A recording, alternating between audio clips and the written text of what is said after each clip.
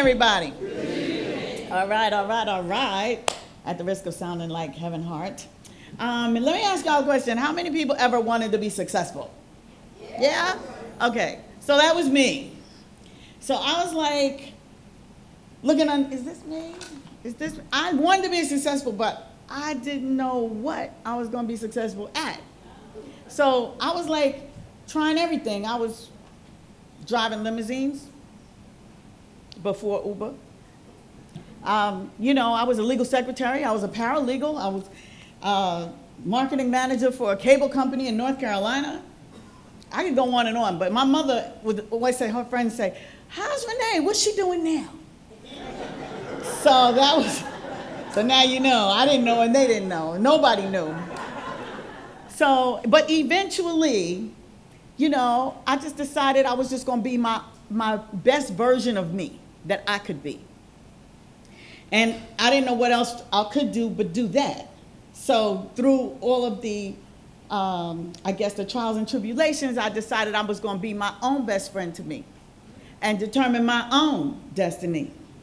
And no longer must I or would I depend upon a mate or any other friend to give me power, to give me strength, to mold my life or shape my world.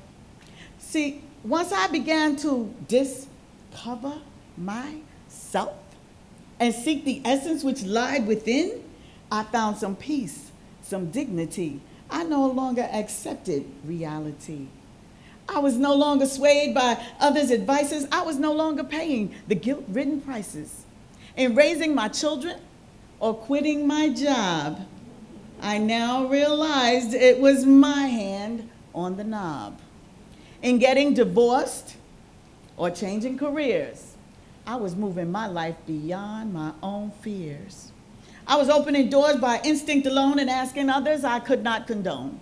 Although I knew not what's on the other side, my decisions were mine, and I made them with pride. I relied on myself and my God-given strength. My faith would sustain me until I was quenched. So I practiced and I preached and I strived for and I reached. And I saw for myself what no others can teach. We're endowed with the gifts of thought and free will to heal our own lives or choose to be ill. I was learning, I was growing. I began to flower. I soon realized I have the power.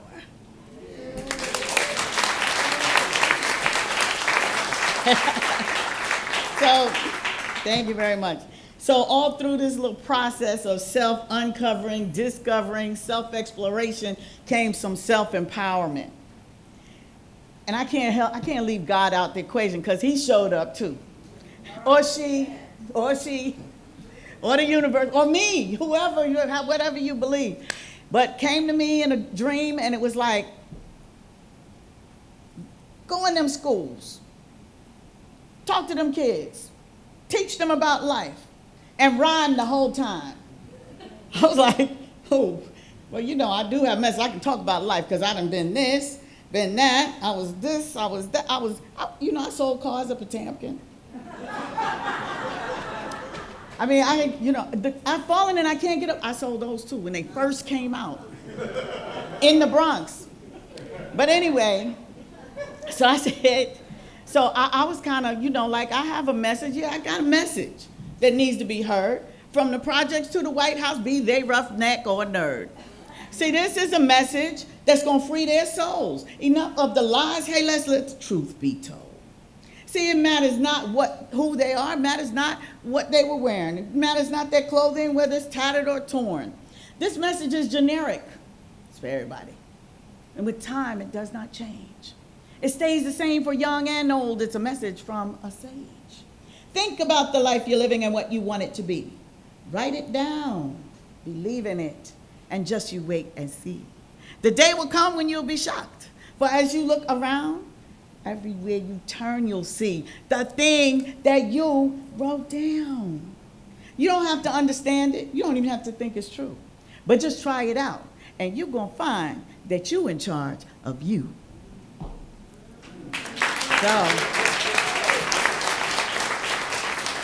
So I said, okay, so I got this message and I want to get out here and get in these schools, but who does that? I don't know anybody who does that. So of course I started selling noni juice.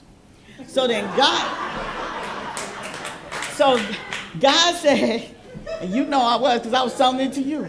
And so here come God again, like, what are you doing? I'm like, well, I'm gonna make this money first, then I'm gonna go and do, get in the schools. So God, in his or her infinite wisdom, said, what are you afraid of? Why do you live a lie? Don't you know the world is yours and it's time for you to fly? Ask of me, I'm crying out. God said that. Ask of me, I'm crying out. Your word is my command. Don't you know I'm here for you? Why can't you understand? Your questions I respond to. Your needs I do provide. How else can I assure you, hey, I'm right here by your side? I've held you in my loving arms. I've carried you over the hump. I'm the safety net beneath you, and you're still afraid to jump. What's happened to your faith? Could it be easier said than done? My child, there's nothing that's impossible, for you and I are one.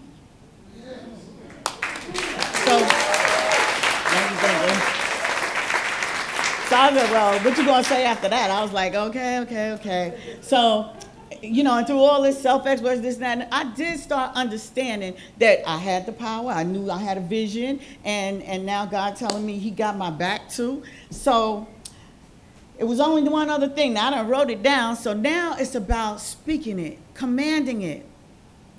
It's about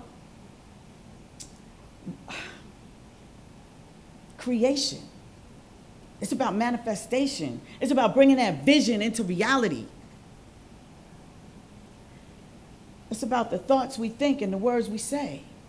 We're creating our lives every day. But then what are the thoughts that we don't see? Is that what's holding me in my misery? And once we know we're writing the script, then, hey, maybe we'll change the language a bit. See, because words like try and words like fate, they keep us living in the same old state. Words like could and words like should, they keep us living in the same old hood. Then we want to search the clouds. We want to yell and scream and cry, pray out loud.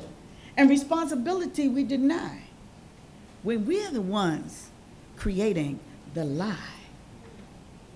It's like we're telling a story, then we live in a story. We're speaking it into existence. So I was like, okay, so I start speaking it into existence. And now I'm in the schools. And I rhyme time to time. But more important than that, I've got things on my mind. As a matter of fact, I'm rhyming and I'm climbing, making my dreams come true. Who can say the same? Yo, what about you? I'm rhyming to the beat because I got something to say, and I'm not rhyming to the rhythm just to make bodies sway. I'm rhyming with the reason why the world's going round. I'm not rhyming for a season. That's not how I get down.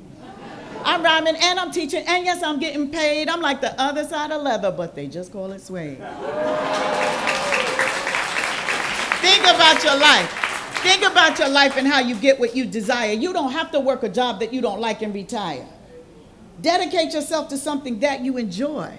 Don't run around pretending just to be like your boy. I'm rhyming in your ear because you don't have a clue. I'm rhyming in your ear, yes, I'm talking to you. Think about the world and how you want it to be, because you can live your dreams, yeah, just like me. Thank you.